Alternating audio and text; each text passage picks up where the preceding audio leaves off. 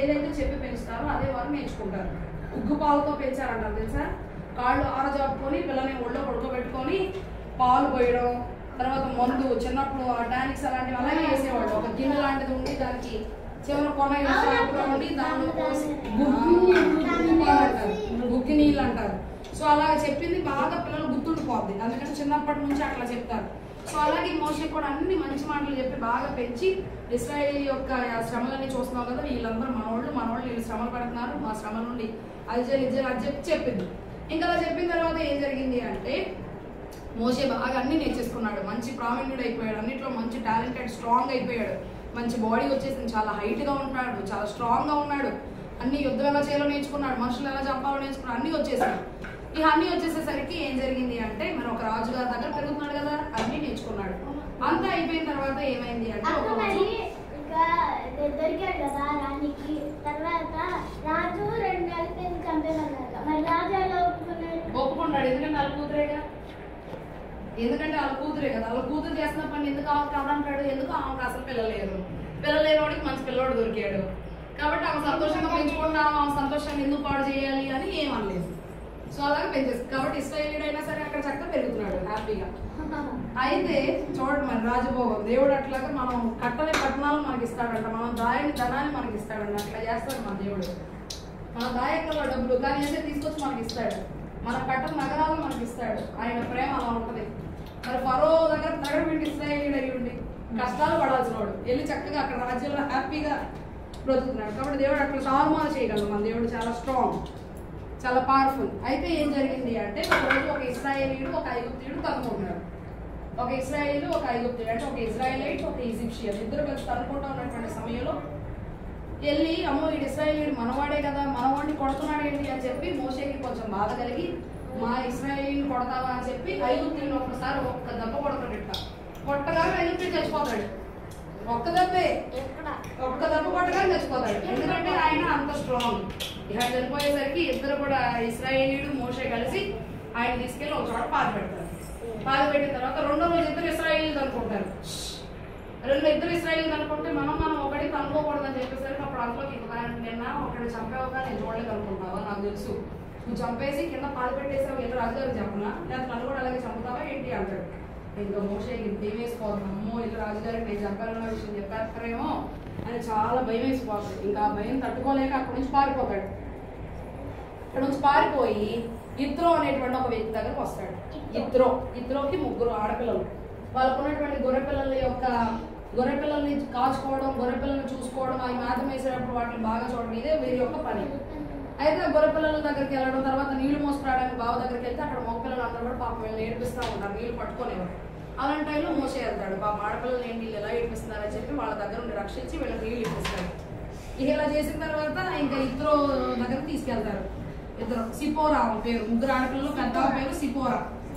వెళ్ళిన తర్వాత ఇంకా ఇత్రో ఏం చేస్తాడు వినాలి. ఇత్రో ఏం చేస్తాడు, సరే మోషే మంచోడు కదా, ఇలాంటి మంచోడు చక్కగా మన ఇంటికి అల్లుడు చేసుకుంటే మంచిది అని చెప్పి సిపోరాకి ఇచ్చి మోషేని పెళ్లి చేస్తాడు. ఇంకా అలాగే పెరుగుతూ ఉంటారు, అరణ్యంలో ఉంటారు, జీవిస్తూ ఉంటారు. అరణ్యంలో గొర్రెలు మేసేటువంటి పని నుండి మోసేది. సిపోరా వాళ్ళిద్దరు చెల్లి ఇంట్లోనే ఉంటారు, చక్కగా వాళ్ళ ఆహారం వండడం, సిద్ధం చేయడం, మోషే రాగానే వడ్డించడం వాళ్ళ పని. ఇతరుడేమో ఇంట్లోనే ఉంటాడు.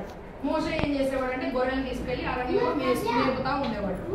సో అలా మేపుతా ఉండేటప్పుడు ఏం జరిగింది, అలా మేపుతా ఉండేసరికి ఏనండి ఒక రోజు ఏమైందంటే ఒక పొద కాలిపోతా ఉంటుంది కానీ బూడిద రాదు, కాలిపోతా ఉంటుంది కానీ బొగ్గులు రావు. ఏంటా ఇది ఒక మిరకల్ లాగా ఉంది, చూద్దామని చెప్పి మోషే అక్కడికి వెళ్ళి చూస్తాడు.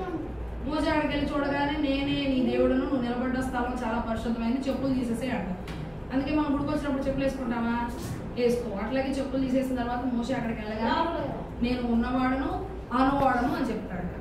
ఎవరో ప్రభువా నువ్వు అంటే నేను ఉన్నవాడను అనువాడను అని చెప్తాడు. నువ్వు ఎవరి దేవుడివి అంటే నేను అబ్రహాము దేవుడను, ఇస్సాకు దేవుడను, యాకోబు దేవుడను అని చెప్తాడు.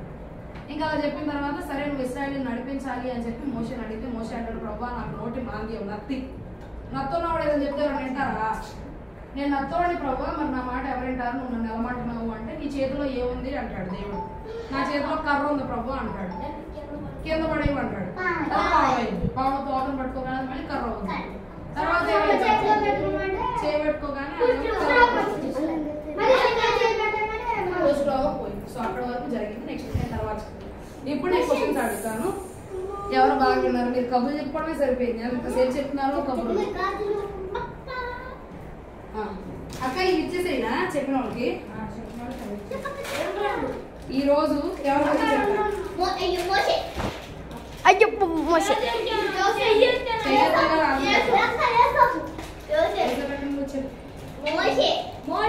మోజే యొక్క అక్క పేరేంటి?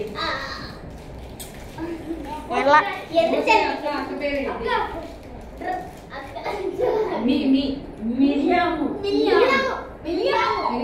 క్లాస్ పట్టిన అక్కకి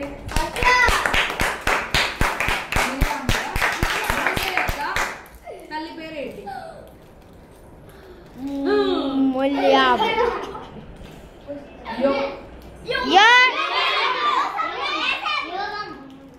యోసేబా చెప్తారా?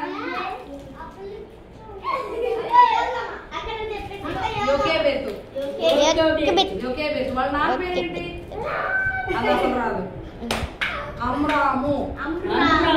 వాళ్ళ అన్నయ్య పేరేంటి? తమ్ముడు. అహరోను. మరి దేంతో అమ్మ పెట్టి చేసింది?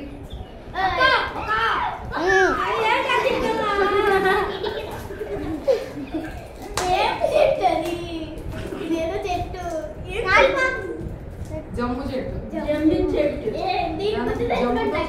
జమ్ముతో ఆడంతో ఒక పెట్టింది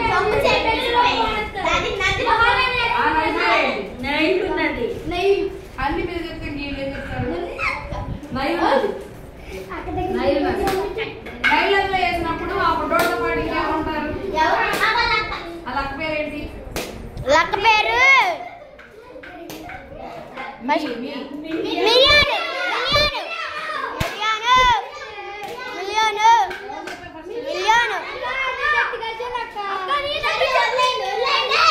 సరే నీళ్ళని తీశారు కాబట్టి ఆయనకి ఏమని పేరు పెట్టారు?